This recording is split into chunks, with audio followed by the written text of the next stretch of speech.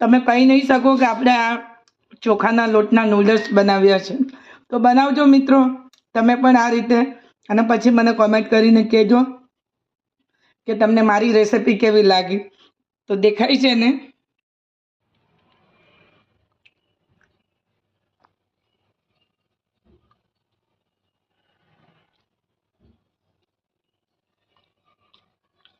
બનાવીશું નૂડલ્સ. આજનો જે નાસ્તો આજે આપણે બનાવીશું આપણે ચોખાના લોટના નૂડલ્સ.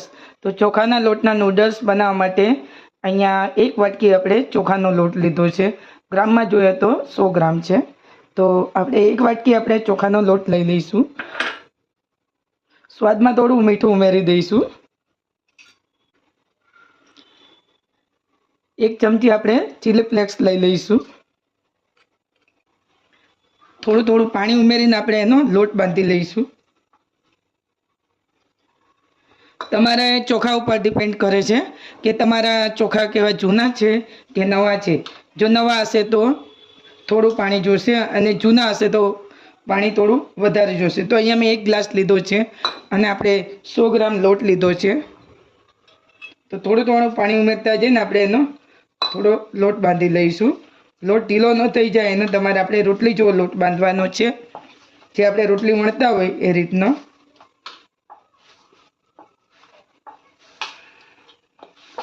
અને આપણે આને સંચામાં ભરવાનું છે, એટલે આપણે સંચાની અંદર લોટ નીકળે એ રીતનો આપણે એનો લોટ બાંધવાનો છે.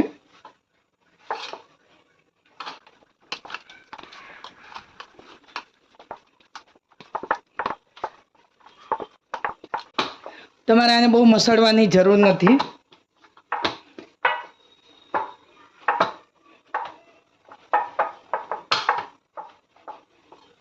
તો હવે આપણે લોટ બાંધી લીધો છે, અને આ રીતનો લોટ આપણે રાખવો ઢીલો થોડો.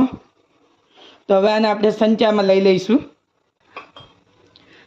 જો તમે આ નાસ્તો આ રીતે જો બનાવશો ને તો બહુ જ ટેસ્ટ એવો લાગશે. અને આને તમારે જ્યારે આ બધું લોટ બાંધો ત્યારે તમારે પાણી ગરમ કરવા મૂકી દેવું. અને હવે આપણે આ લોટને આની અંદર આ મશીનમાં લઈ લઈશું. તો અત્યારે મેં 1 મશીનમાં આવે એટલો લોટ બાંધી લીધો છે. અને આને તેલ લગાડ્યા વગર પણ તમે આને બંધ કરી શકો છો. અને હવે આપણે આને સેવ બનાવી લઈશું. સેવ બનાવવા મેં અહીંયા આ થાળી લઈ લીધી છે અને થાળીમાં તેલ લગાવી દીધું છે. તો હવે આમાં આપણે નૂડલ્સ પાડી લઈશું. અને તમે ગમે તેમ આ નૂડલ્સ તમે વધારે પણ તમે પાડીને બનાવી શકો છો.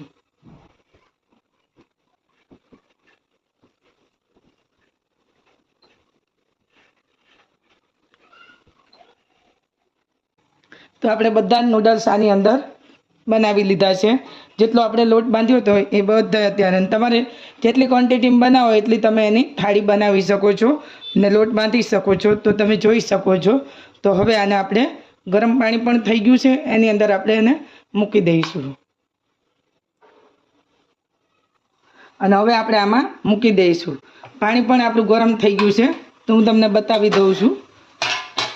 તમે જોઈ શકો છો પાણી. તો પાણી આપણે આ રીતનું ઉકળતું હોવું જોઈએ.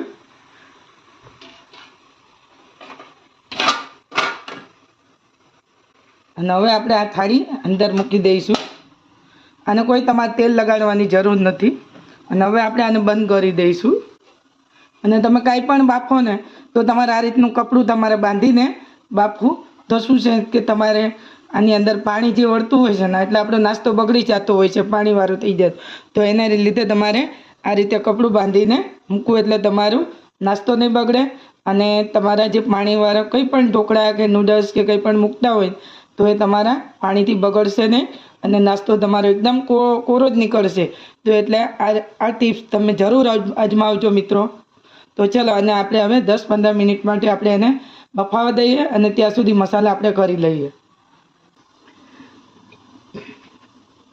10-15 મિનિટ થઈ ગઈ છે.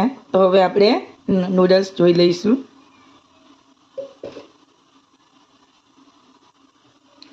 તો નૂડલ્સને આપણે આ રીતે ચેક કરી લઈએ.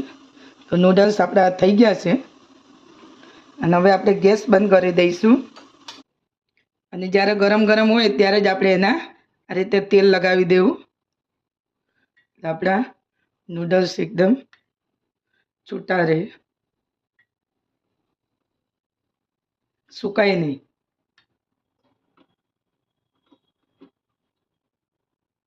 નૂડલ્સ આપણા સુકાય નહીં. હવે આપણે નૂડલ્સ ઉતારી લઈશું. નૂડલ્સ આપણે ઉતારી લીધા છે. હવે આને ઠંડા કરવા મૂકીશું. ઠંડા થાય ત્યાં સુધી આપણે એને વઘાર કરી લઈએ. વઘારમાં આપણે પેન લઈ લઈશું. તમે પેન કે કઢાઈ કંઈ પણ લઈ શકો. એમાં આપણે 2 ચમચી જેટલું તેલ લઈ લઈશું. તેલ આપણે બહુ ઓછું લઈશું. તેલ ગરમ થાય એટલે આપણે એમાં રાઈ ઉમેરી દઈશું.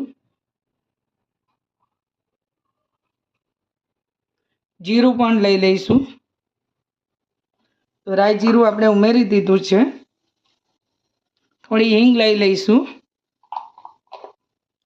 અને આ લીલા મરચાં છે, લીલા મરચાં લઈ લઈશું.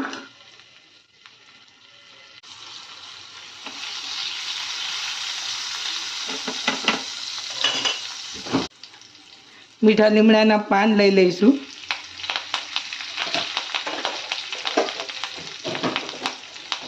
તમે આની સાથે કોઈ પણ તમે શાક લઈ શકો છો.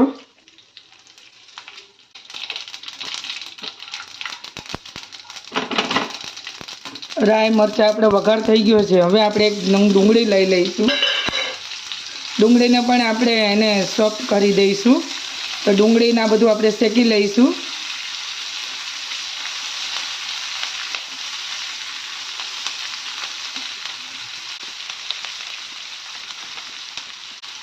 આ નાસ્તો જો તમે આ રીતે બનાવશો તો તમે મેગીને પણ તમે ભૂલી જશો. અને બાળકોને એમાં જો તમે બનાવીને આપો તો બાળકોને તો મેગી કે એમાં કંઈ ખબર જ નહીં પડે. તો ડુંગળી પણ આપણી હલકી એવી સોફ્ટ થઈ ગઈ છે. તો હવે આપણે ટામેટું 1 નંગ ઉમેરી દઈશું.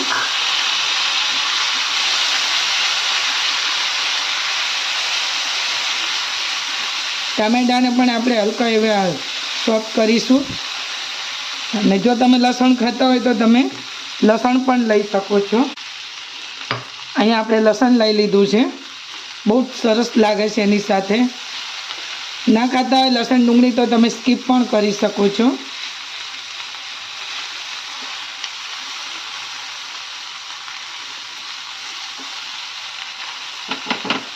આ સમયે તમે હલકા થોડા ધાણા પણ ઉમેરી શકો છો.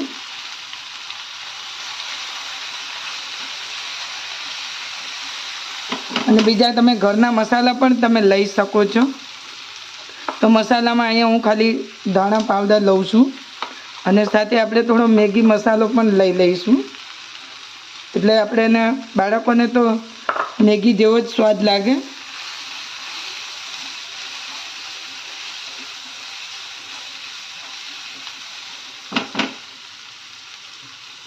મીઠું થોડું ઉમેરી દેવું. આપણે આ નૂડલ્સમાં ઉમેરેલું હતું એટલે આપણે મસાલાના ભાગનું આપણે મીઠું ઉમેરીશું. તો આપણે ડુંગળી ટામેટાં બધું સરસ સોફ્ટ થઈ ગયું છે. તો આ સમયે આપણે ઉમેરી દઈશું નૂડલ્સ. તો નૂડલ્સને તમે જોઈ શકો છો આ રીતે છૂટા છૂટા થઈ જાય છે. અને તમારે ના કરવા હોય તો પણ તમે આ રીતે તમે એને ઉમેરી શકો છો. તો જોયું આપણા નૂડલ્સ ચોટતા પણ નથી.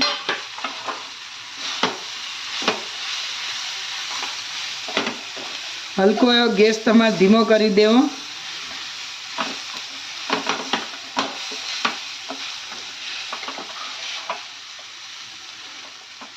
તો છે ને મેગીને પણ ભૂલાઈ દે એવો નાસ્તો. અને છૂટા છૂટા નૂડલ્સ થઈ ગયા છે. તો આ સમયે હવે આપણે ગેસ બંધ કરી દઈશું. લાલ મરચું તમારે ઉમેરવું હોય તો તમે લાલ મરચું પણ તમે લઈ શકો છો.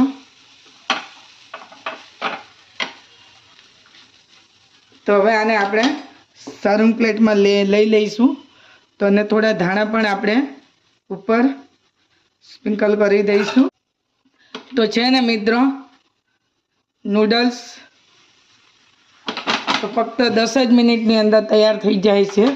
આ નૂડલ્સ તો હવે આપણે ખાવા તૈયાર છે. તો ચાલો હવે એને સર્વિંગ પ્લેટમાં લઈ લઈશું. તો હું તમને ખાઈને બતાવું છું.